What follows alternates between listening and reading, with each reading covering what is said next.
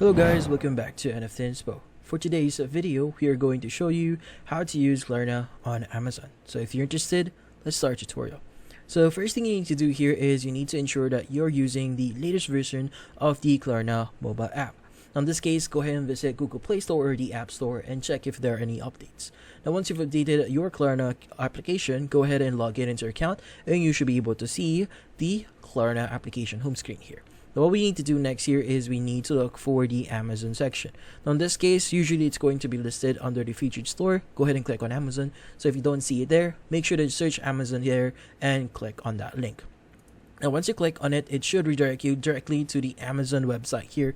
Now in this case, what you need to ensure here is you need to see the button that says Pay with K or the Save button there.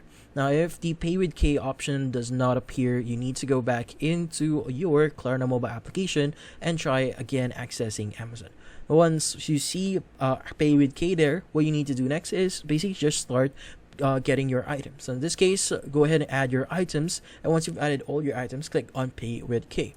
Now once you've done that, it's going to ask you how much is your purchase. Now in this case, make a note or take note of the total amount that you are going to buy. In this case, make sure to include your shipping fees or any other fees that will be included in your purchase. Now in this case, once you've added that, go ahead and click on Continue. And from here, how do you want to pay with your card? Now in this case, choose your options. You have 4 payments and 6 monthly payments from the following amount.